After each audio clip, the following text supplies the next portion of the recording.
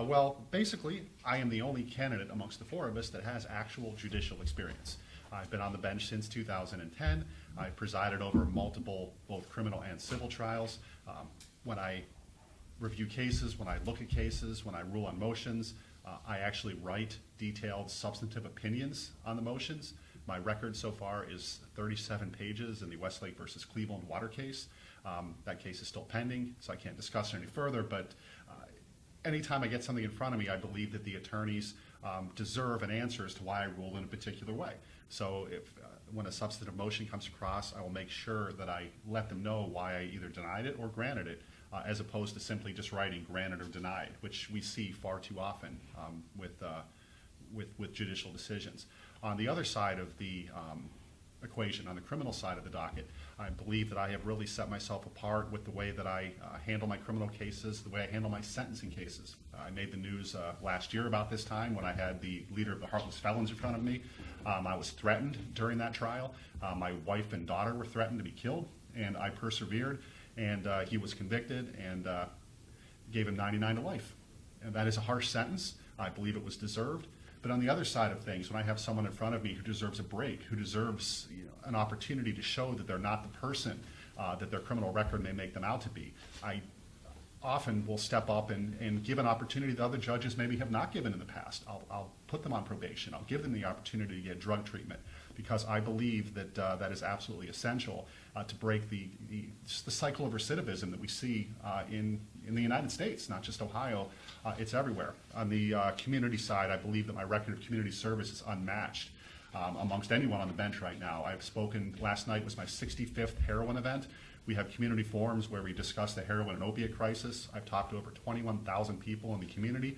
Along the way, I've utilized and formed strategic relationships with the Cleveland Clinic, with Metro Health, with the U.S. Attorney's Office, with the Prosecutor's Office, drug treatment facilities around town. They all come in, they sit as moderators and as forum members on my panels, and I believe that we have done a exemplary job going through and educating the community about, and it truly is a crisis, and I know the Plain Dealer has written on the crisis. So we took that, we decided to go out and try to make a difference in the community and use the bench as a bully pulpit to a certain extent to go out and try to let people know that, hey, this is happening and we're in trouble. So putting all that together, I believe that I've earned the opportunity to continue on the bench. Thank you. Thank you. I'll try to be brief.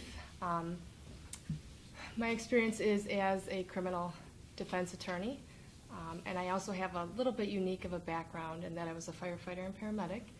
How does that apply to being a judge? It's taught me to be fair, compassionate, caring, a good listener, and it gives me some real-world experience to bring to the bench.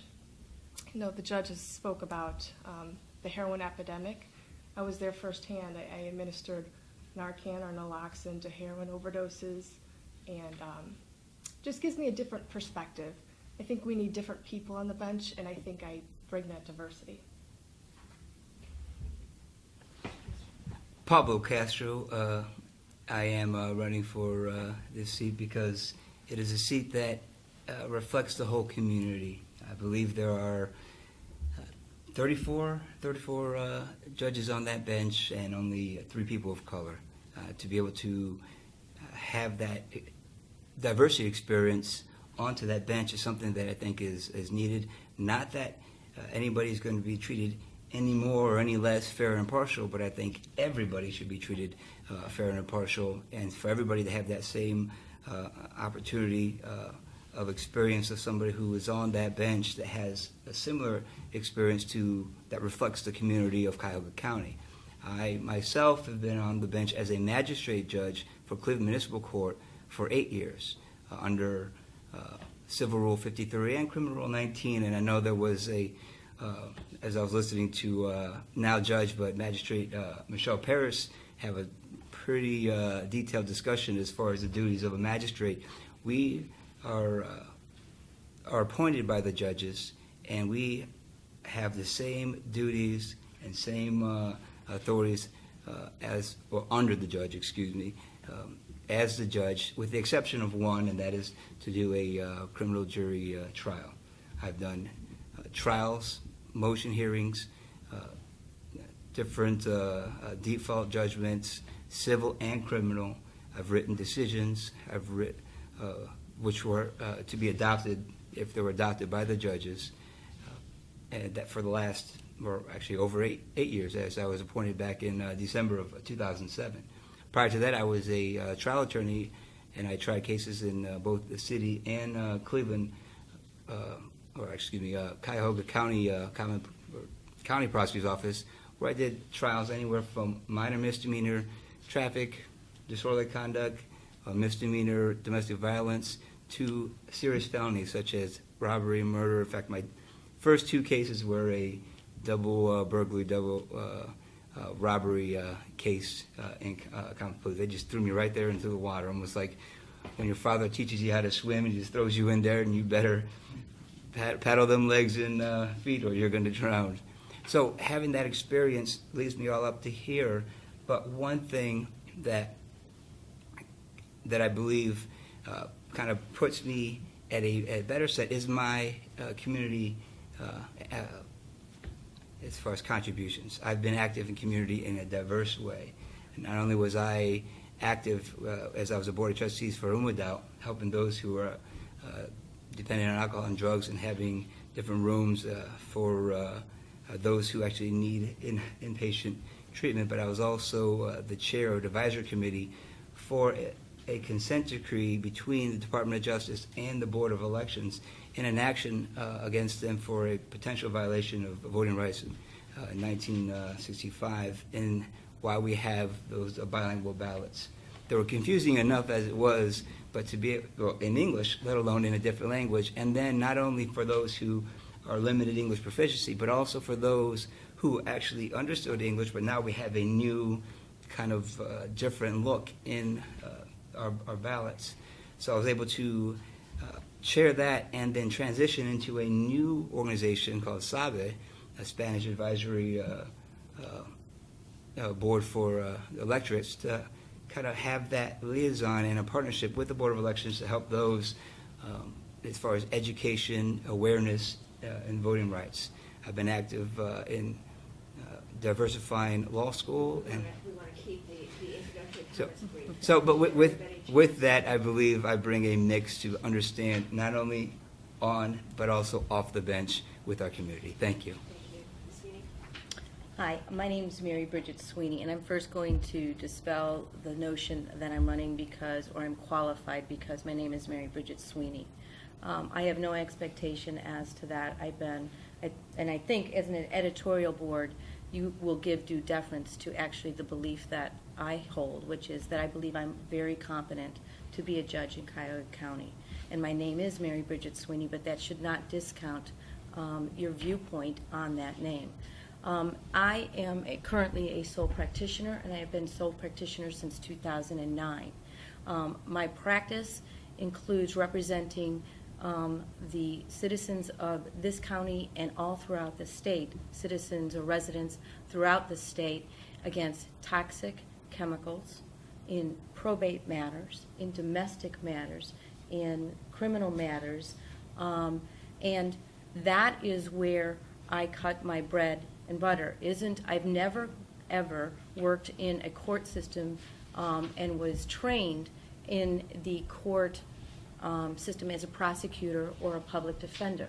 So why is that different, and why is that important? Because when you actually look at the bench and you think about how many of the judges up there are really cut from that mold, either they're public defenders or they're prosecutorial. I have 26 years of civil and criminal litigation, meaning that I came from outside. I know what it means to have clients on all different levels. I've been to the Supreme Court several times. I've been to Court of Appeals across the state. I have been to multiple municipal courts across the state, and I have also done administrative workers' compensation.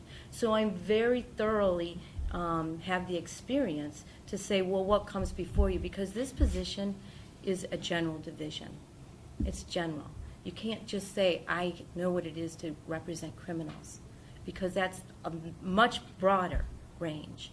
You know, the complex litigation of asbestos litigation is 3-week trials. You've got to know how to be in trial for 3 weeks. It's complex litigation.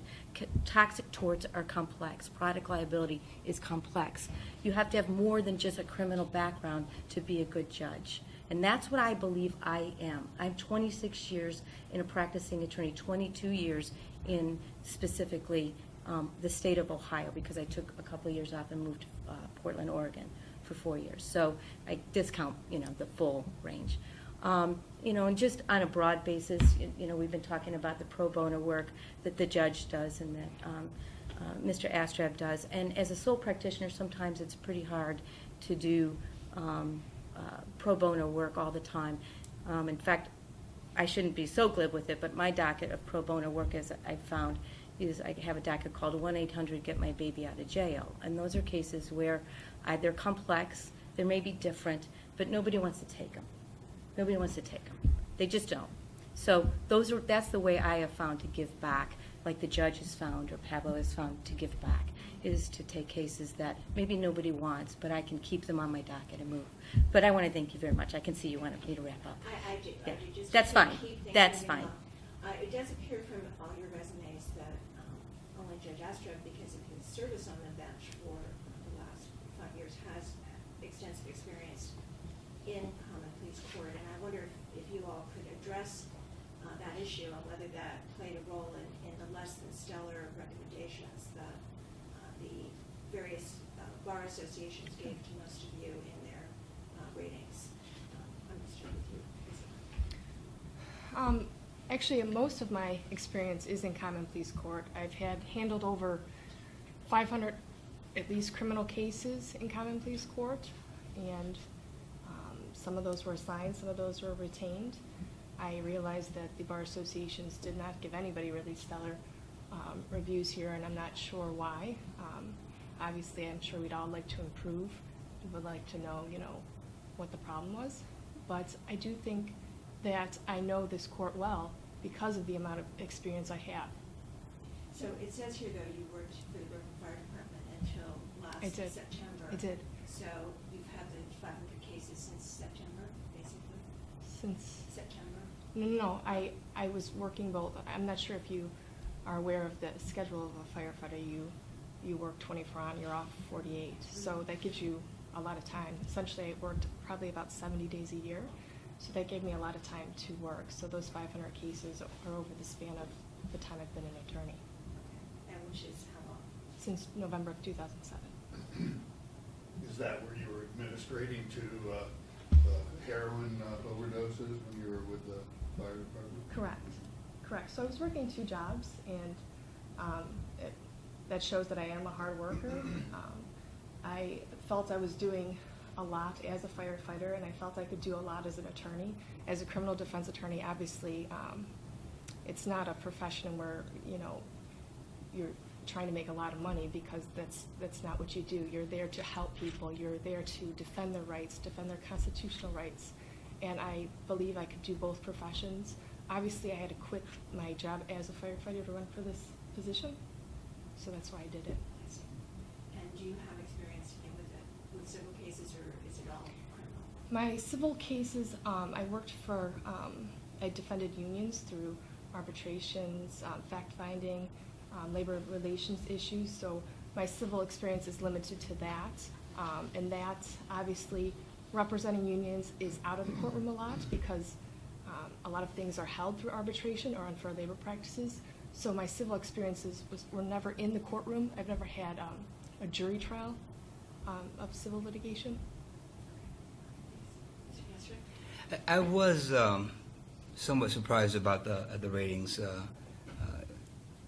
None of us receive an excellent, which surprised me. I thought at least one or a couple of us four would receive at least one excellent. But what surprised me the most, and this was my first time to be able to be interviewed by Judge for Yourself, is that, and maybe that was my fault for going in there thinking there was going to be a little more substance matter discussion in there as we're discussing and talking about our qualifications. And in there, I didn't, and I can't speak for the others, but I didn't get much of substance in there or anything different than what we have been doing in some of the ward meetings and ward clubs And so to be able to go in there and being prepared to discuss as far as our qualifications and our, I guess, experience and knowledge in both civil, criminal law, rules of evidentiary rules and civil and criminal procedure, kind of threw me off a little bit, because there was, as far as your experience as a judge, you were hoping to be able to express what I've been doing for the last 8 years. The difference in the rules of criminal rules and evidence and procedure in municipal court as in county are no different, other than the substance that you're attaching it to, or whatever the actual complaint or controversy that is before you.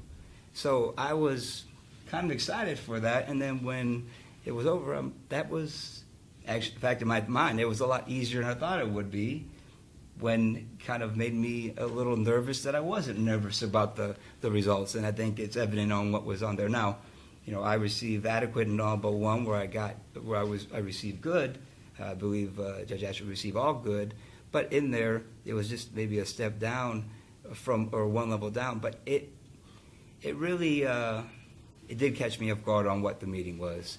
What is the extent of your experience in common pleas court? I was a prosecutor where I actually, because I had so much. From August to December. Yes, 2007? because I was actually recruited from the county prosecutor's office. Michael Malley had actually contacted me. He was the first assistant at the time, as I was one of the, well, I shouldn't say one of the few, but I tried a lot of cases in municipal court, and I've argued in Court of Appeals. I've did a significant role, and I was ready to kind of move on to the next step. And at the time, it was safe to go out on your own. It's not so much now. You've seen a lot of new working with on the Dean's Advisory Committee and even on the Board of Trustees for the Alumni Association. You see a lot of struggling just graduate law students competing with 10-year veterans in there. And so I wouldn't do that now. But being approached by them, they asked me if I wanted to work for them, and my initial thought was no. But of course, to get that felony experience before I went out, as I was thrown right into the mix, they, as I said, just trial by fire. I went in right in, and then within months, the city of Cleveland had reached back and said, "We'd like to appoint you for a magistrate." I went through the process, and so I went back as a magistrate with an opportunity that I, was definitely great. So you had about 4 months of trial experience in common pleas court. In those 4 months, I was able to be part of 2 murder cases. One actually made it into the first 48 show. In fact, I was called back and subpoenaed as a witness on the case, as it resulted out of a homicide from a witness that was going to testify that was a co-defendant. I also was able to partake in multiple serious felonies, but in that 4 months, yes, until I came back. Now, with that, we reviewed every felony cases that went over to from the city of Cleveland to the actual whether grand jury or whether there was an indictment.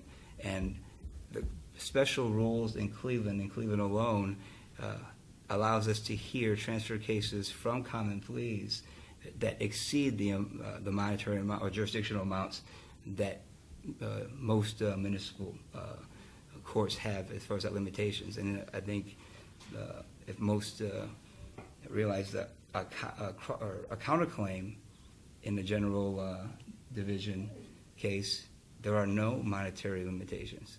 So, yes, as far as common pleas, but as far as common pleas issues, we have those in Cuyahoga County, in Cleveland Municipal Court. All right, I'll try to be brief. I'm obviously very satisfied with my ratings. I received good across the board from all the bar associations, and I beg to differ that it's, when it's compared to the ward club meetings and the political meetings and the union endorsements, it's a completely different arena. These are practicing attorneys who see us every day, who know us by reputation, and it's a completely different arena. It's nonpartisan. It's looking at our body of work, not at connections or who we know or things like that in the political side. It's an absolutely apolitical proceeding. And I came into the bench I was a criminal defense attorney, and so I did not have a lot of civil experience. And I was very happy to get the good rating from the Cleveland Bar Association and from the other bar associations. there's obviously room for improvement. There's room for improvement in everything. So I'm glad I didn't get a 4.0 because now I can, take that and say, okay, where can I improve? What can I do? What processes can I work on? And I constantly have done that since I took the bench. I've asked for feedback from attorneys. Hey, what am I doing wrong? Some judges they're the imperious up there on the bench. They do no wrong. Lawyers know. I will say, hey, did I do something wrong? Do you think I could do anything better? And I'm constantly doing that and constantly improving my processes.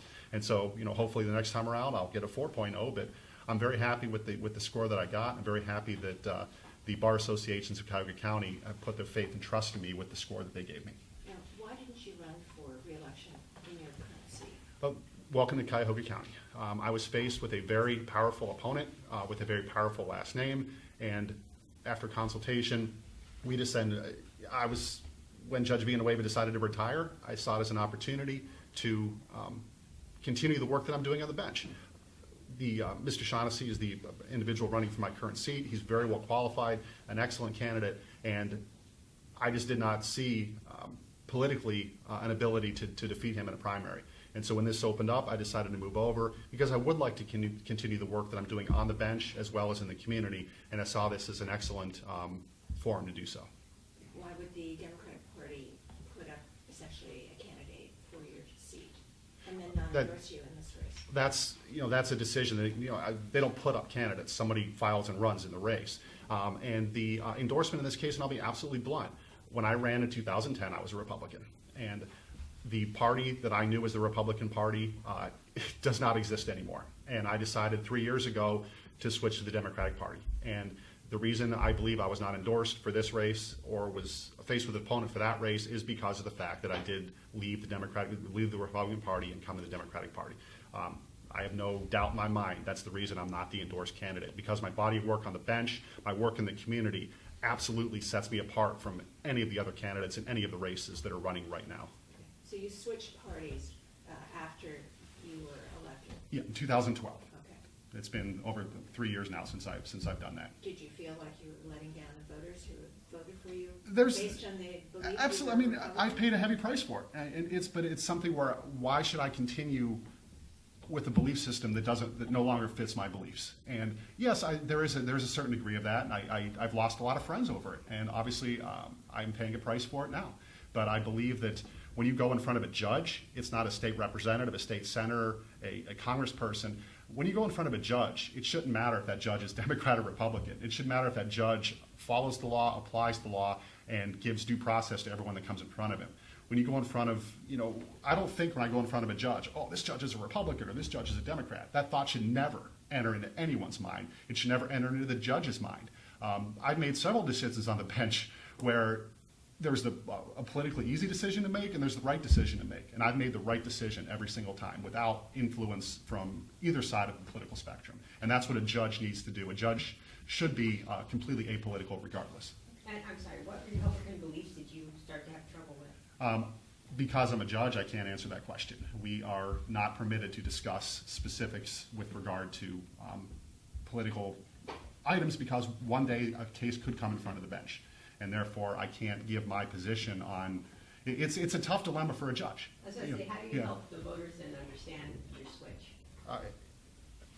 The best I can say is that the beliefs that I hold, my position, I'd say politically moderate person, and I see that the Republican Party has moved a great degree to the right, and a great degree that I'm frankly not comfortable with. And that's the reason I did it. I wish I could say more, but I believe I'd be violating judicial canons if I were to start talking about specific issues or specific topics that could, down the road, cause me to have issues if a case like that were to come in front of me on the bench. I will actually agree with Pablo that the questions that I was asked at Judge for Yourselves were not substantive of my resume. I never got a question about my federal experience. It was a 19-page questionnaire we had to fill out. And we gave them cases that we wrote opinions on. I prepared, I reviewed, I went through extensively during the holidays because, it was over that time period.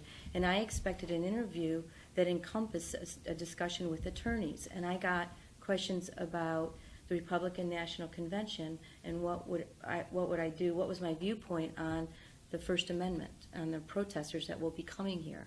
That was one of my questions. The other question was about the commercial law docket. Would I support the commercial law docket coming back? You know, and so those were kind of odd questions when the resume that I gave them, they didn't ask about my specific skill sets, and I had expected a discussion about that. My specific skill sets as to common pleas court is extensive. I trained underneath my father. My father is Robert E. Sweeney, and he had an asbestos docket of over 400 cases at a time. We did consolidated discovery. We did sprint interviews. We did depositions. A lot of those settled under settlement discussions. I could have talked to them about Judge Talty. I could have talked to them about being before Judge Spellisy or being before Judge Hanna. I could have told them about being in front of Janet Burnside on special issues with how do you get cases through the, before discovery, when you need to do certain discovery before the case is even there. I could have told them about my federal docket. I had multiple cases down in the Southern District representing against Chevron. I'd done toxic torts against them for a refinery case. I've been in Michigan on a retail case under their federal system, under the federal district court. I have been in Defiance Common Pleas Court for workers' comp. I have been under Lake County 4 years ago. I had a trial scheduled and we settled the day of it. Just because you don't see a case go to trial doesn't mean you don't have an extensive trial experience. One of the best things you can say about a trial attorney is they're able to come to the table the day of trial or during the trial. So I have extensive settlements that I have received for clients, over millions of dollars. I returned verdicts in the Jackie Frazier case for $3.2 million, and that was for they wouldn't settle before the trial. So as far as my experience in common pleas court, I would say that I have extensive experience because it's 26 years. Let's not forget, it's 26 years. But I can see why members of the bar would be interested in your position on issues that we can expect will come before the Cuyahoga County Common Pleas Bar, including what to do about protesters during the RNC and how to handle the commercial docket where you're locked in a battle with the Supreme Court over how that's going to be structured. So I could actually see that those would be relevant. I mean, why do you not see that those issues are It's not that I didn't see it relevant. Those were the only questions. That's what I'm trying to say is that it's not that those questions weren't relevant and that I couldn't answer them. It was that those were the only questions. Nobody said to me, what you're asking me today. Nobody said that. One question. What experience do you have in common pleas court? Nobody asked me that. That is what you expect attorneys to say. You expect attorneys to say, what's your trial experience? What is this? How have you done this? But they didn't ask me about my experience. They asked me more about my expectations. And that was kind of a strange way because as running for judge, you're not allowed to answer on a substantive level. So you're kind of hedging and you're saying, well, is it appropriate for me to say certain things? Whereas if they ask me about my record, I'm allowed to answer very extensively. Well, what is your opinion on the commercial docket question? Because it sounds like that's where you have most of your experience. No, not at all. No, I was never in that docket. Okay. And the reason why I did not support that question when she asked it was because the commercial docket was separated, and if you separate common pleas court for every little nuance that we have, and there's no need for it, I really do believe that the Supreme Court has to look at the case laws of certain types of cases, and that's how you can help out and assist all of the judges. But if you start designating this to be a commercial docket and this to be a certain other docket. For instance, I was heavily involved in the asbestos docket back in the day when it was at its height, and there was a real need for it. It was clogging up, the Justice Center. So having that special docket, cases got through much faster, and it helped the other judges have their regular docket. Now the need is saying that there isn't enough commercial business or litigation to justify that. So I believe that the Supreme Court does have a right to look at that, or the administrative judge, and say, we don't have a need for that. Let's bring out those cases back in, and maybe there's other types of cases that need a special docket. What's your opinion? As far as the commercial docket, the day that they did that vote, I was in the Heartless Felons trial. I left the meeting early, and I got a call at 4:30 in the afternoon asking me how I was going to vote on the commercial docket. I'm like, what are you talking about? It came up as a complete surprise, so I abstained from the vote because I wasn't there. I didn't hear the issues. But moving that aside, I believe that the commercial docket is absolutely essential to an efficient running of the court, and I would support it coming back in one form or another. And I think we need to work with the Bar Association, with the Supreme Court, with all the judges to put something together, because we have complex cases, and these complex cases can eat up a lot of time, and they require, I don't want to use the word babysitting, but they require much more attention than other types of civil cases. We have complex contracts, complex litigation, 10, 15, 20 attorneys involved in these cases. And when judges are willing to sit on a commercial docket, willing to put the time in to work with those litigants and give them the extra time that some of those cases need, I believe that that's critical. It was a selling point that a lot of attorneys could use with their clients to utilize the common pleas court instead of going to federal court. There's a choice of jurisdiction. Sometimes they could go either way. With that commercial docket, a lot of attorneys were utilizing the common pleas court and letting those judges handle the cases. So I believe in one form or another it should come back. You know, there are a lot of, well, first, I don't have enough information to make an actual opinion as far as I wasn't invited to the actual meeting because I'm not on the bench in common pleas. However, there are a lot of dedicated dockets within the Cleveland Municipal Court because of certain necessities and because of complexities of the case or the attention needed. And if that relation and needing to be, then absolutely. But for me to give an actual opinion on that, whether it should be or not, I'd have to look to see if there was a need for that rather than with the caseload. Now, in Cleveland Municipal Court, we have you're talking thousands and thousands of cases. So one aspect is we have to be able to manage a high volume case load on top of making sure we give attention to each and every case as it should be. So there is something to be able to handle a big caseload and giving that attention to as well. In common pleas, you're having maybe not the volume, but the complexities in each one. So if that's the case too, what is going to be the benefits and the pros and the cons on that, which I think needs to be looked on both ends. So that is our issues that need to be addressed. To go back on what you had asked earlier about, you thought that those are some important questions that should be asked if they are in front of us. The fact that they would be in front of us, to your response with Ms. Sweeney, is that why we couldn't answer those questions in a detailed way that they wanted to, because if it were in front of us, it would put us already as not a promise, but what we would rule on in that case. And so it was difficult. I mean, I had two constitutional issues on that I made decisions on cases that were not mentioned anything at all, but cases that, well, what if they're in front of you, which kind of had handcuffs. So it was difficult to answer. There's a lot of arguments, good arguments that say that any issue that comes before a judge should be able to handle. However, just with my experiences in the court, I'm a mental health court attorney, so I've been to the mental health court docket. There's these specialized dockets, and each of them receive grants and money because they're a specialized docket. So I think they're necessary, just like the commercial docket is necessary. Let me ask you something. One of the things we're focusing on this year is reform of the justice system to make it equal for the haves and the have-nots.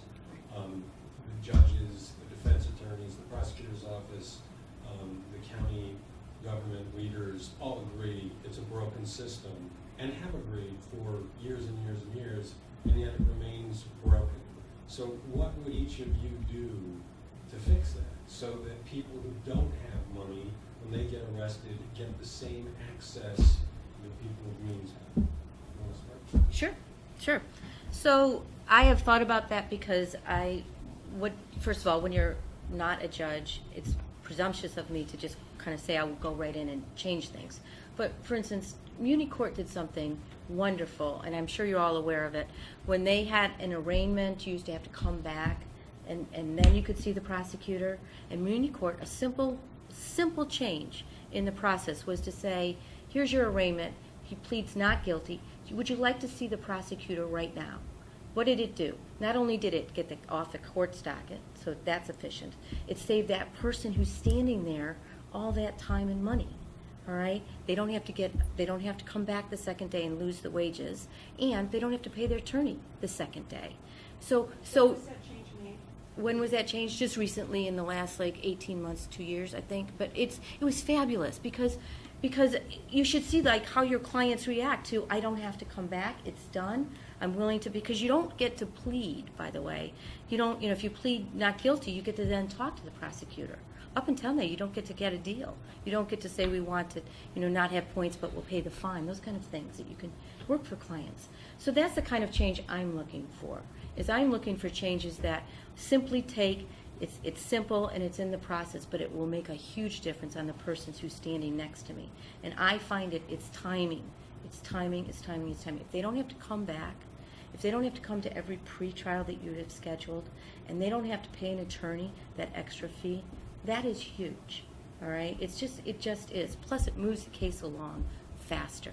So you have to work with the court to change some of the requirements, and you also have to work with the attorneys because they sometimes want the fees. That's a real issue as well. So those are simple things that you can do to start off out of the box. But the real complex things that have to be changed are really about looking at the system and do people understand the process that's going before them. Because, and you asked it in your bottom question, is what's your platform? Or my platform, there is justice out there, but there's not always equal justice. And equal justice is different because if somebody gets justice, I can say they went through the process and you got justice because you won or lost, you got a good deal there. But equal justice really means you're treated equally under this system, and that's different than justice. And that's what I'm looking for, is that, if people understood the process when they walked in, before they got into that doorway, it's huge. It's huge. Then they understand, get an attorney in this, don't get an attorney for that. Spend your money here. Make sure you show up here. Maybe you don't do the X, Y, and Z. Those are things that really can make a difference. And so that's, as a judge, how I see a role that we could play without having to say, I'm not a judge, so I can't make all the changes right away. Well, the problem with substantive change in the court is there are 34 judges on the bench, and getting all 34 judges to agree and then also agree with the county prosecutor, with the county executive's office, it's a long-term process. So I'll speak to what I've done on the bench. My predecessor on the civil side of things had a reputation for 6 months and your case is done on the civil side. I don't care if it's a complex tort case or if it's a simple car accident. You're done in 6 months. I put the brakes on that immediately because what that does is it forces cases to go to trial that maybe shouldn't have gone to trial. It forces potential bad settlements in cases. The case may not be ready because the person still is treating with the physician as the case is going on, or there's a whole multitude of things that can go horribly wrong when you put a strict time limit like that on a case. So I basically took that away. Said, look, you're the attorneys, you're the experts on the case. You know how to handle your case, you know how to work your case. We'll set up a framework for you, get your case done. If you need to change the framework, come talk to me. I have an open door. I will listen to you. If we need to extend things, we'll extend things because I want your clients to make sure they know they had access to my court. I've had actual trials with pro se litigants in my courtroom where the pro se litigant won against an attorney.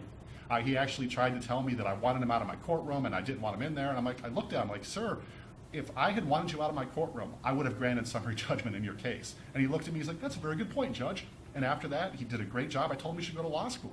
As a pro se litigant, a pro se means unrepresented. They don't have a lawyer. On the criminal side of things, and that's where the biggest talk these days is as to what's going on in the system. When I sentence individuals, I look at a pre-sentence investigation report. It goes back and has their history back even from juvenile court days. And I'm 44. I've had gentlemen in front of me who are my age that when I look at their criminal history, at the age of 18, some judge way back when sent them to prison on a little dinky offense that they probably had no business going to prison for. When they get out, they don't get much in prison, they get out, they offend again. And the next judge, this judge sent him to prison, I'm going to send him right back again. And it happens over and over and over again. And when you look at the nature of some of these offenses, breaking and entering, possession, disorderly conduct, clearly the person has a substance abuse problem. I have had grown men and women in front of me crying because I gave them drug treatment when every other judge had in the past sent them to prison. I gave them an opportunity. Look, you want the treatment? here's the treatment. Fix yourself. Get yourself well, get the treatment, get off the drugs, and let's break the cycle of recidivism. You know, in every case I sentence is individual. I look at the pre-sentence investigation reports, the psychological histories, and I do try to give each person a fair and impartial hearing with regard to the final outcome of their case. And every judge, we're all separate. All 30 voters are individuals. We have to work our dockets to make sure that people aren't getting left out or left behind. And I make a special effort, and I think if you ask attorneys, probation officers, police officers that come in front of me, you'll see that I am fair with my sentencings. Criminal defendants, to a certain extent, are terrified of me. I have a reputation at the county jail for being very tough. But just a few months ago, I had a woman come in front of me who said, you know, thank you, Judge, for saving my life. You were harsh with me, but you made me work my plan, you made me work the system, and I'm better now. And I think you saved my life. And that's what I want to hear. Speaking on that actual, what they call the prosecutor's docket, where when you arraign and then if you plead not guilty, you go to a different docket to talk to the prosecutor. That happened probably more like around 10 years ago. In fact, I was. Either way, I was a prosecutor at the time that helped put this process together with the judges and the magistrates. The magistrates preside over it. I preside over it now as we speak. And it gives everybody an opportunity to not have to come back, and if they can resolve it. And one thing that the Cleveland Municipal Court does have is what's called community work service in lieu of paying your fine and court costs. Now, with that, I'm also on the legislative committee with the magistrates to help try to look at new laws and changes, and some of the laws that need to be changed, or at least to address if it comes before us, etc. But one thing that we look at generally when we look at culture and diversity, if you look at black, white, Hispanic, and if you look at it vertically, there's a big difference in our communities and representation. But there's one culture that most don't really speak as much about, and that's if you look horizontally, and that is, and I said this before, and it was just almost exactly what you just said, the have and the have-nots. And that's a culture that goes culture-wide, because those who don't have anything, or those community, a culture of poverty, has a different mindset, generally speaking. I'm not saying everyone. And I know I've took a class and I've used it in my Bridges of Poverty, and I used it as I taught cultural or actually I did a CLE in cultural competency in the legal profession, where you have the culture of poverty where their ideals or their differences are just to survive. I had an example where I had a jurist, I'll say, I don't want to say a magistrate or judge, who said that somebody gave him a fine for a speeding ticket. They said, well, can I get community work service if I don't have a job? And the magistrate or judge was saying, well, I didn't give him a community work service, but he had his new Air Jordan shoes, he had a leather coat, his outfit was more expensive than mine. He can afford that. He could afford to pay the fine. And I said, but he didn't have a job. You don't know how he got those clothes. Well, he could figure it out. So he doesn't have a job. He's not going to pay that. He's going to be brought back in contempt of court, and then are you going to send him to jail on a speeding ticket? Now the poors are going to jail, and those who can pay the fine are paying the fine, only because you see that he's got a pretty expensive wardrobe. Survival. If somebody wins a lottery and they have money or they're well-to-do, they don't need it. They're going to see how does that money work for them. Somebody in the middle are going to put some investments. Oh yes, they may do a family vacation or something, but they're going to pay off some debt and some bills. But those who are just trying to survive day by day are going to do the same thing, generally speaking, survive day by day. So they may go buy the big screen TV or put the big system in the car or do, buy the clothes, etc., just to survive. Is it a poor decision in judgment and financially? Absolutely. But does it mean that they should go to jail because of the indirect effects of you saying you're not going to get community work service? There has to be an understanding of the person on the other side of that bench. One that is no different than the person that is sitting on the bench. And that's more than just cultural identification because of the color of your skin or where you're born, but also because of how you grew up economically. And that's something that has to be reflected on this bench. 34 different opinions on there. hopefully there are 34 different opinions that can come together in one agreement, not 34 similar, or 31 similar and 3 different, and in those 3, 1 is retiring. So we have to try to keep a diverse opinion on that bench to make sure that we get the same, as we said, equal justice, the same fair and impartiality to everyone. I think that was one of the, well, in respect to all the questions, that's one that we really have to focus on. And I put that in my questionnaire, that one thing that has to be concentrated and focused on is this issue of poverty. A lot of decisions, poor decisions that these criminals make, I'm not saying it's all, but some, it's because of the economic hardship. And we have poverty that causes us to make poor decisions that gets us caught up. And then when they get convicted of this, now they're a convicted felon. And then after they do their time or whatever community control, they go back out with a felony record, now have an even harder time getting employment, which now the cycle is continuing. And if poverty caused them, and now we make them even more, make it more difficult for them to escape this poverty, what are we doing in this process?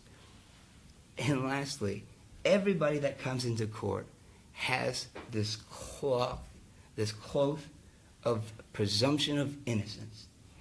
Nobody who comes into court needs to be scared or fear anybody other than whatever actions if they did, because they have to be assured that when they're in there, they're going to get the same treatment regardless of their affiliation, whether they're affiliated with the gang or whether they actually did something. And when you have that, whether somebody with a suit and tie or somebody who wears baggy pants, they have that same equal protection from the person that's sitting on there serving. That's the protection of the Constitution. That is what our duty is to the litigants, the defendants, and the victims that are in front of us. So the court is just one part of society, and you're talking about complex issues that start sometimes from birth, sometimes last till death. What role can the court, what steps can the court play in the problem you're describing? Well, one role, and of course, I'm not going to be so bold to say that I'm going to go in there and change everything as the rookie on the bench if I get elected, but it's going to have to work on that reentry program. And the reentry program, not just from incarceration, but even from just a conviction. And how are we going to seek employment to stop this? There are different avenues now as the laws have changed recently on the types of expungements. We did an expungement program with Legal Aid, the president of the Hispanic Bar Association, and with the Cuyahoga County Reentry Program with Luis Vasquez. And we had helped those now that it's a little more, there are more abilities to get certain, the expungement is more inclusive now on what can be expunged.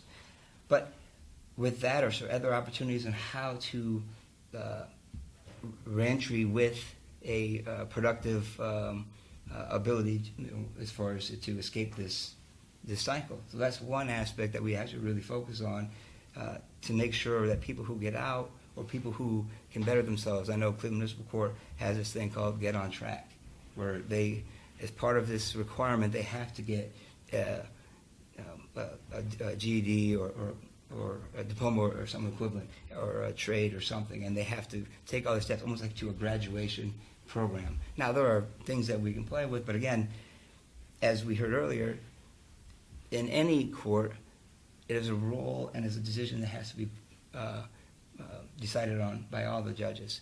But that's one aspect of many. The last would be my role now as a magistrate gives me the ability to do more, not just on the bench, but off the bench. And we had an issue where an organization, a big organization, I don't want to mention the names, came in and asked some of the leaders of the Hispanic community, how do we make Cleveland an international friendly city? And so everybody asked their questions or answered the questions. They said, education, what kind of programs we have, et cetera, so we can invite people in here. And I sat there and I waited, and this was a question I would not be able to ask or statement to say if I wasn't a magistrate at the point. And so I waited to be I wanted to be the last person to answer the question, so I raised my hand, and the two gentlemen who were on the board says, Your Honor. And I said, well, how many people on the board of this esteemed organization are a person of color, a minority, somebody who has international experience? Well, I don't know. Diversity, and I mean, the reason I'm on the bench is not because, as a magistrate, it's not because of the color of my skin or because of where I come from, but because of what I've done. I graduated near the top of my class, the top 33%. However, because that diversity adds another element onto my resume. You're coming here asking us for help on something that your board is lacking. Shouldn't you address that first? And to answer your question, education is great, awareness programs are great, but inclusion is what is needed if you want to make this an international friendly program or a city, because now you are fixing a problem in your board that you're coming into our community asking for.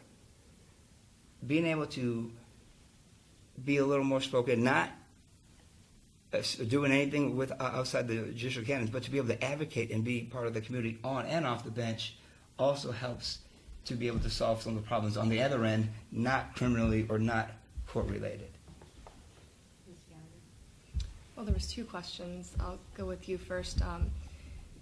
I think it's important to get out into the community, and I do think Judge Astrab has done a good job doing that. And I think you could expand that even more, going to schools and speaking to children and I do. About different things, about a career, even as a judge, something to look forward to. You're limited in what you can do, but you can go out there and you can be part of the community. As for the broken system, I think that you need to be the change that you want. You need to efficiently rule on motions, both civil and criminal. You need to look at the jail population. There are alternatives there available, whether it be GPS, court supervised release. There are many options to get down your jail population, and you just have to look at that and do it safely, but you can utilize those different options available. So I think you need to do everything you can as a judge, and then try to work with the collective to make change.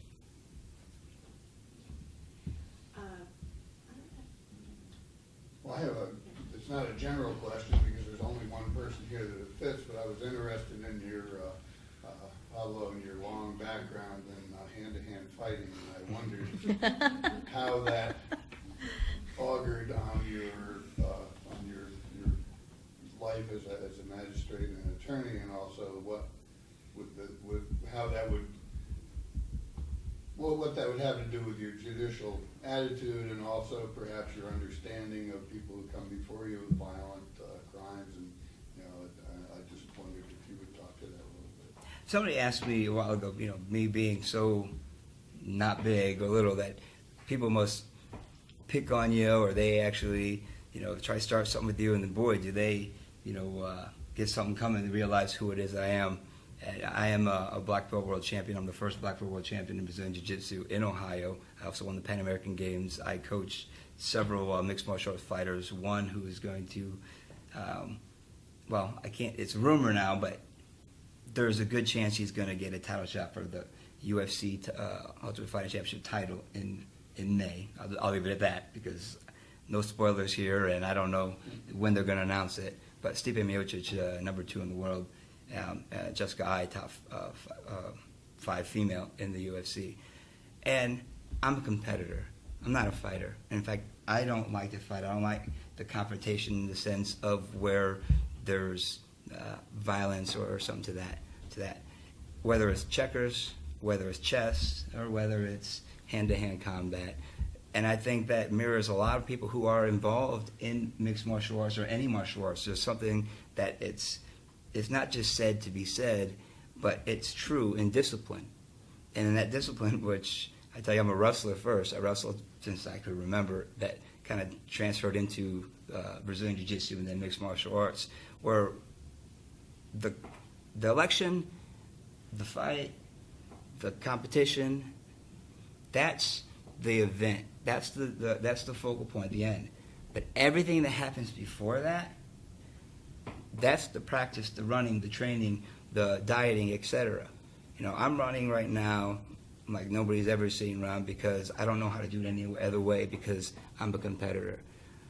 The pizza delivery guy who makes pizzas every day from Monday through Friday comes home on Friday and wife and kids say, well, you want to order a pizza? I'm sure he's going to say, or she's going to say, no, I don't want to order a pizza because I make pizzas or I deliver pizzas every day. Well, they train and they fight and they spar and they work out every day. For somebody to come up and try to start a fight with them, you want to fight me and you want to fight me, one, for free, and two, you haven't worked your way up in the rankings just to get to me. And, come into practice, sign the waiver. I'm sure we'll teach you a lesson, and not in the way that I'm in the way that sounds.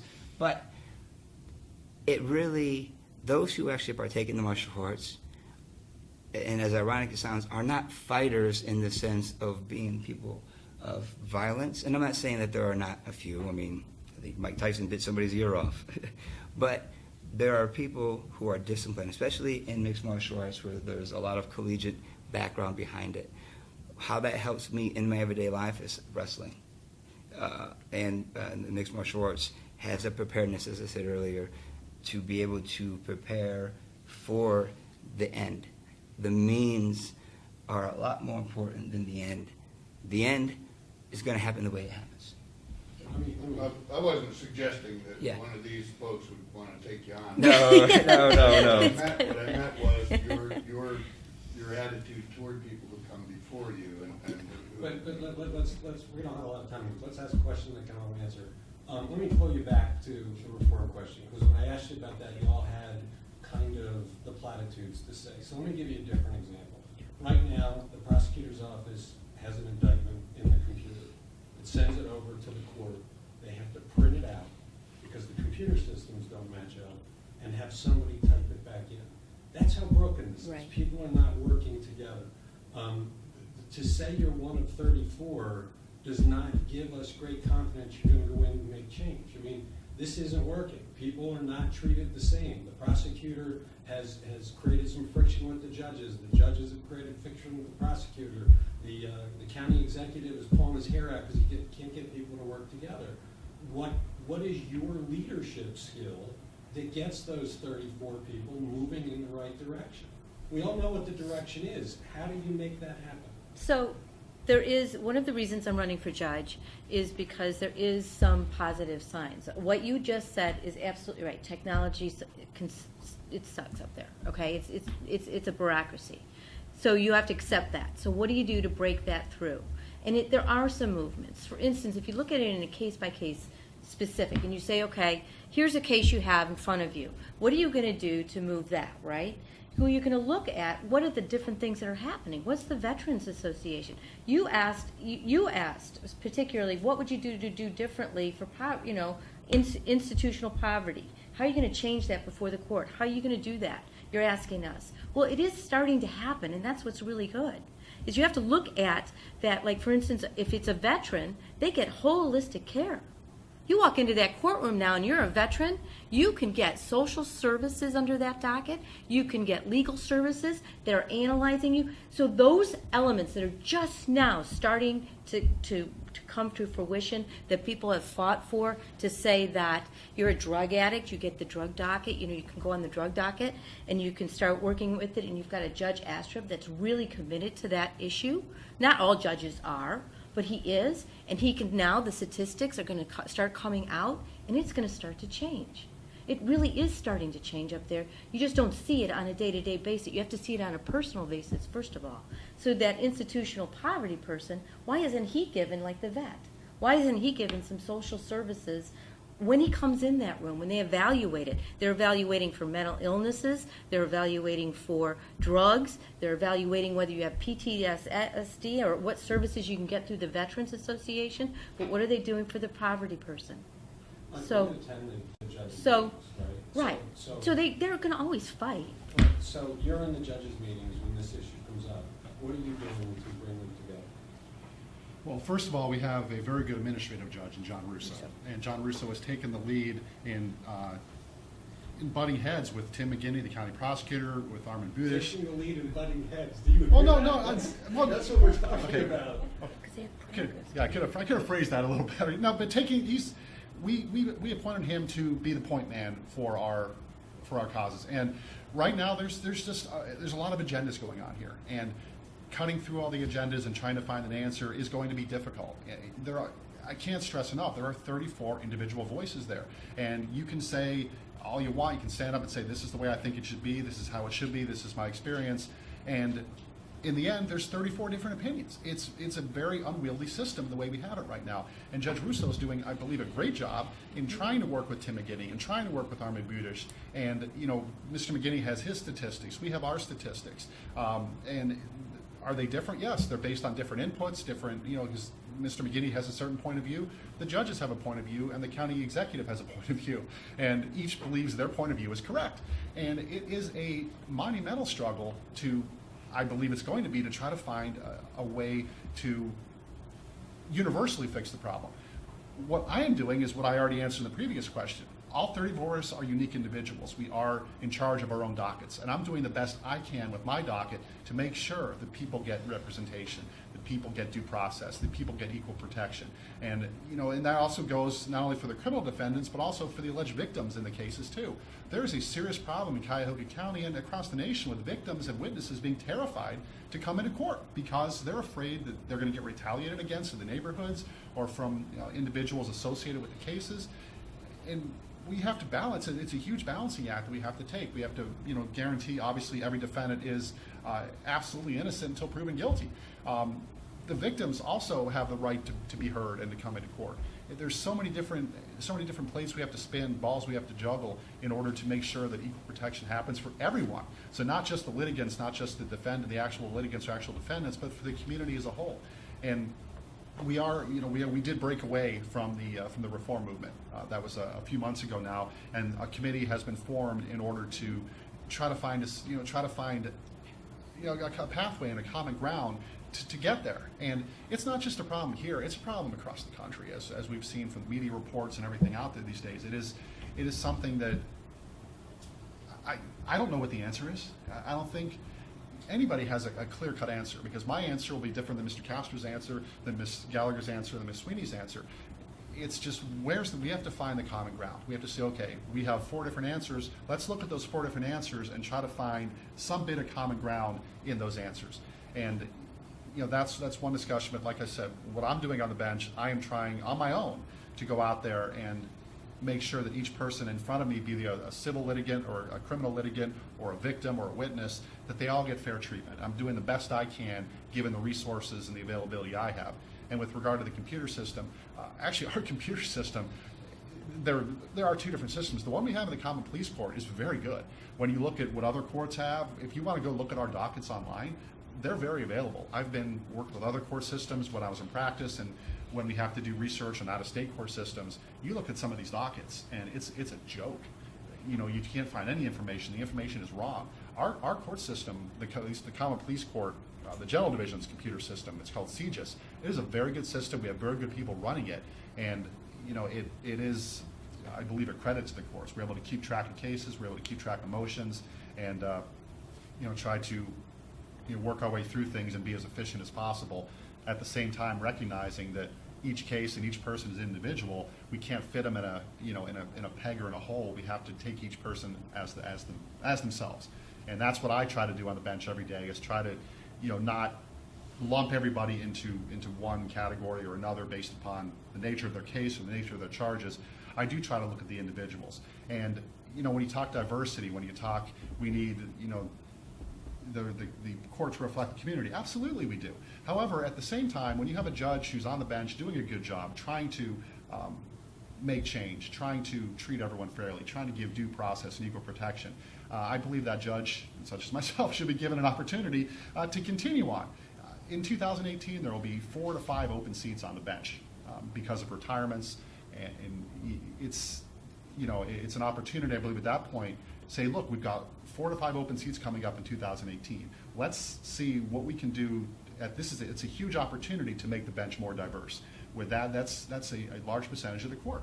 let's, sit down as a community and say, okay, who do we have that's qualified to run for judge? Who do we have that wants to run for judge, that has resources to run for judge, that's willing to put in the time, put in the work, and be a fair and impartial jurist? Let's find these people that reflect the community, and let's offer them up as candidates. And 2018 will be a great opportunity for that to happen with a lot of seats in the bench of the general division opening up.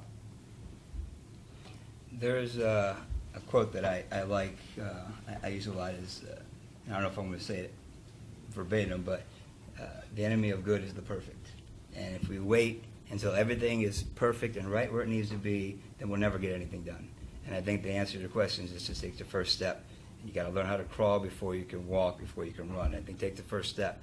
And having ideas and having things that you can bring into the table, whether they're going to be collectively agreed upon or whatnot, that's what you put it on the table for. And then you have a discussion. You have to have a good idea and good concepts and first an analysis of what is needed first before you bring it in. You can't just go in there and say, here's an idea. You have to be able to understand. I was the chair of the advisory committee for the board, with the Board of Elections, Department of Justice, and when the consent decree was about to expire, there was consideration of stopping the bilingual balance, and we had to take a leadership role in the community to come together in a Hispanic community who has been historically non-active, and it was one of the most collective, organized events to go into the Board of Elections to say, no, we need this, and we need it in a certain way. And to be able to lead that, such a dormant group was something that I think is one of the greatest achievements that I had. Not necessarily that we got to keep the bilingual ballots, but the fact that we had everybody in their support. I revitalized the Ohio Hispanic Bar Association, which was dormant almost 20 years. Well, it was 20, it was 12, but it had been 20 years before. And then we revitalized it, and we actually have now did our second annual fundraiser award meeting where we actually honored the first initial was Judge Villanueva and the second with Jose Feliciano for their contributions. But to be able to put those leadership skills within there, I am, not that it bears any weight in here, but I am the endorsed candidate by the Democratic Party. I've been endorsed by multiple organizations and unions, AFL, the CIO, the Local 310, 16 of the 17 city Cleveland Council, the mayor, Councilman Fudge, different state rep and senators, because of my ability to communicate, to talk with them about why or who it is that I am and why the benefit. And to be able to have that type of ability to communicate and to talk and to gather, I think is an attribute to go into a forum where you have 34 individual to try to come to one hopefully mutual or at least some changes or what needs to be made to be able to come to solve that problem. I don't think there's an issue or a disagreement that there's a problem. Now, who's going to take the first step to actually address that problem? And that's something that I think needs to happen first. You have to take the first step first. Instead of talking about what needs to be done, let's do it. And if once that first step, and if there's a disagreement, then we start going to see where the disagreement happens, and then from there we keep going until we come to a resolution. And now you have 34 not differing opinions, but you have 34 points and views and ideas to come to one unique and hopefully answer to the problem. I'm a little bit unique in that I was a probation officer before I was an attorney, so I know most of the judges pretty well. What am I going to specifically do? I'll hopefully take that knowledge to work with them to come to a better solution. Be the squeaky wheel, but I don't think you do it by yourself. I think, kind of like the military, you have somebody that's representing these 34 judges. You have to stick within those confines, bring it to the administrative judge, have the administrative judge present it. But I think you can make change by continuing to bring it up, continuing to push it. Is there a problem in the way cases are assigned out of the arraignment room to lawyers? The way that they're assigned to personal lawyers, like the street lawyers? There may be, yeah. I have not studied that issue, but I'm not on any of the assignment. I don't take assignments from them. So, there are certain attorneys that do more criminal work than civil work, so they're on those lists, and so therefore it might seem biased, but I'm assuming that they have attempted to make them, not as biased, but competent. There's a lot of kids that graduated from law school that are unemployed. And so I know that they're on that list. And so some of them are cutting their teeth on the criminal docket, as a criminal attorney. So if you want my advice, once again, you're not allowed to represent felons and things like that. You have to have a certain skill set. So that's okay. But really, people who are cutting their teeth, that's that whole idea of mentoring younger attorneys and helping them. And the court should be more available to mentoring younger attorneys in those type of circumstances. I noticed on some of the judges, like Janet Burnside, her what do you call it, her profile, recommends that. She doesn't mess around when she gives her directions, and then she says, and if you're a new attorney, it's in my recommendation that you come in here with some sort of senior attorney to help you out and assist you. And that's really the issue, is somebody that's poor probably can use that docket, but then they're stuck with, somebody that's just cutting their teeth as an attorney who should be seeking advice if they're over their head, but maybe they don't. A judge from a bench can recognize that, and the role of the judge is not to assist the attorneys, as we all know.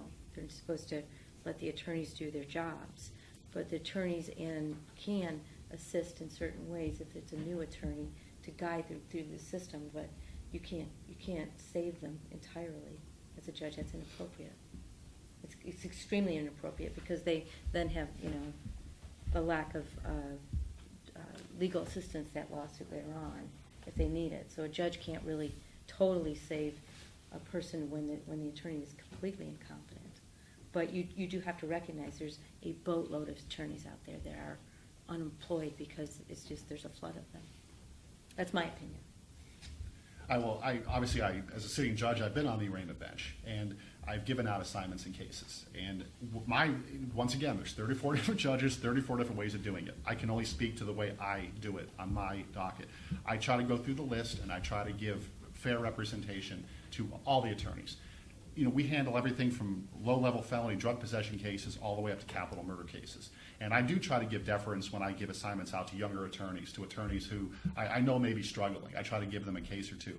But when an aggravated murder case comes up on the docket, there's a core group of lawyers who I know will do a very good job for those defendants, who will work hard for those defendants, regardless of the nominal amount they're paid. And I will give deference to those attorneys, and usually will assign from a smaller group of attorneys to the major cases. But I try to give, as Ms. Sweeney said, I try to give young lawyers, we have probation violations in my room, I try to get the young lawyers in, get them some experience in front of the court, get them some time in front of a judge, some time meeting with the defendant. And there are a lot of attorneys on the assigned counsel list who would charge a massive retainer fee, who are essentially, for all intents and purposes, doing this pro bono. Because where they might get a 5-figure retainer from a private client, they're getting paid a couple $1,000 to handle these big cases, and they do a very good job. I know that the attorneys that are on that list will work hard, will do a good job. And is there potentially a better system for doing it? Yes, but when you say let's just go straight down the list, that's where you run into the problem. Because you go straight down the list, if case number 5 is an aggravated murder case, and lawyer number 5 on that list, I know, although qualified to handle it, shouldn't be handling that case, I'm not going to give that case to lawyer number 5, because I know that client will be disserved by that particular attorney. So I try to be cognizant. If there's a female defendant, I try to match the female defendant with the female attorney to try to, just try to give everyone an opportunity and give fair representation to the people that come in front of us. There are other courts, other divisions of the court where there is no set system.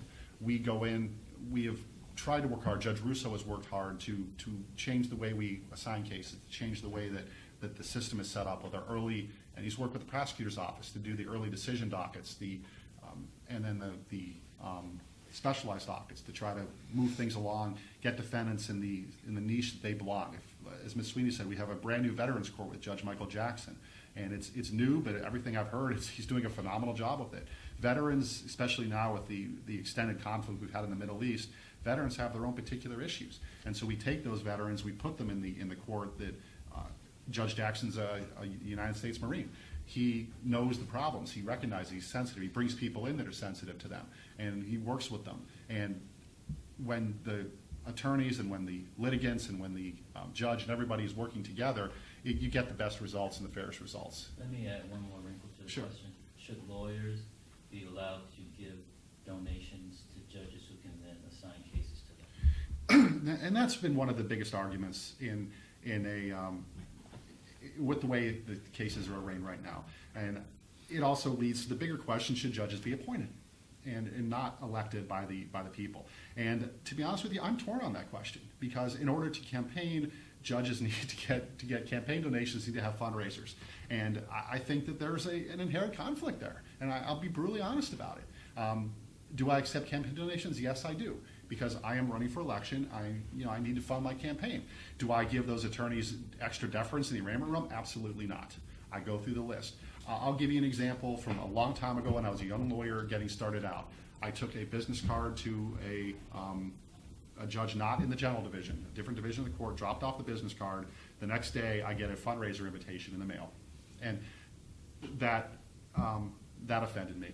Just the fact that I'm trying to say, hey, I'm a young lawyer, I'm trying to get work, and the next thing I get is a fundraiser invitation, cause and effect. I drop off a business card, boom, I get a fundraiser. I didn't go to the fundraiser, never got a case from that particular judge, who's no longer on the bench, but it just says that there is a problem, with the case. Speaking for myself, I try to give deference to everyone that comes in here. If someone donated to my campaign, they don't get any extra benefit than somebody who didn't donate. If you look at my assignments, you'll see that, the people I've given cases to. And, the arraignment room, there aren't as many assignments to give out these days. The number of indictments has dropped. The public defender gets a third of the cases that are assigned anyway. So it's not as big of a promise maybe as it used to be in the past. Does that address? Okay. I want to be careful how I answer this question. And I think I don't know if it was a Plain Dealer or if it was a local news that actually did a story several years ago on this. And there is a judicial canon that states that the appearance of impropriety is a violation. Not necessarily if you've done something wrong, but it's the appearance of that. And where there's an issue that there may be an appearance, I think it does need to be addressed. Now, not speaking on any particular, but I think it's public. You can find out the patterns. And I think with even in that that article that was covered, showing different patterns. Now, when it becomes pattern, now not saying whether it just happened to be something coincidental, but the appearance of that is an issue. And if we want to make sure that when people come into court that they have that feeling that they're going to be treated fair and impartially, and now we have some things that are showing that there may not necessarily be issues as we discussed as far as in campaigns or as far as even in the representation where you have an attorney who's not making as much from the appointment as you would be if it was hired, and so how zealous they're going to be. I'm not saying any of that is, in fact, that is what's happening, but the appearance of that needs to be addressed. And so is there something that can be? Well, that's, I guess, something that needs to be looked at. I think there was, it was addressed after that article several years ago. I'm not sure. That was some time ago, actually. It was more than just a couple. I don't know if it's been resolved as much as it's been carefully monitored, but that is a very unique and concerning question. I think every system needs improvement, and this is one of them. And I think over the years what the steps that have been taken is that in your campaign finance reports, you have to highlight people that accept contributions, I think with the hopes of showing if someone wants to look back that, hey, this person got assignments, if you want to do a cause and effect. I do take assignments off this list, so I know. I am certified in death penalty cases, so I'm one of those few that get cases in that respect. Same with mental health, court. You have to get those qualifications to accept those assignments. And because I'm a female attorney, obviously I get more female defendants. And is there room for improvement? Yes. Because defense attorneys donate to campaigns. That's a reality. I don't know what the answer is, besides maybe appointments or no donations. It's the only answer. Well, we really appreciate the breadth of the discussion, and now though it's time to wrap up, and I would ask each of you to really be as brief as possible, 1 minute if possible. I'll give you extra points. You hit that mark. You're asking 4 lawyers to keep it to under 1 minute. Yeah, I am actually. All right. So since we started with, we'll go in reverse order. So, Ms. Sweeney. So I'm going to ask for your endorsement because, once again, I think I do bring a depth that the other 4 candidates don't have. And I think that that's underlooked in the courthouse. I honestly do. I don't think there's enough civil litigators that step forward because of the loss of income or the other reasons. I'm doing this because I'm committed to not only being better at being an attorney and then a judge, but I'm also doing this because I think there's a need. I think there are changes that I was talking about to you that are really going in the right direction, but they're not, definitely not in the, they're not there, they're not perfect, and maybe they'll never be perfect. And I bring a different voice. I'm not from the prosecutors, I'm not from the public defenders, I'm not from in-house. I come from that different perspective, and I've been all over the state, not just on the Supreme Court in that, but all over the state. So I've seen Lake counties, I've seen Defiance County, I've seen Cincinnati. I have different perspectives how they handle all of these types of cases. I've seen federal court, and that's what I bring. That's the difference. I'm qualified, and I think it actually should have serious considerations that there's a diversity in what you do on that. Not only the type of personality, or that Pablo over here speaks to the different voice he brings to the Hispanic community. You also have to look at the skill sets, and I bring complex skill sets after 26 years of practicing law. Thank you very much. Thank you. There's a lot of issues that we discuss, changes that we need in Common Pleas, but there are a lot of good things in Common Pleas. Judge Villanueva is going to be leaving a legacy in what he has done in the 28 years that he's been there. And so not only do we want to make sure that we better the court, but we want to at least keep what's good there already, and to be able to fill those shoes and the unique experience and character and ability that he brings into it. It's something that one of us are really going to have to fulfill. And not one time have I said, because of my Hispanic roots, am I supposed to be the one on this. There is another culture that I come from, and that's the culture of poverty. My parents being migrant farm workers, my grandfather being an immigrant, traveling throughout the country just to survive, picking cotton, corn, tomatoes, cucumbers, living from not just the grassroots, but if there's anything underneath that, all the way up to where I'm at now, gives me a unique perspective in that culture. Not the culture of the Hispanic community, but the culture of everybody, of Cuyahoga County and all those that reside.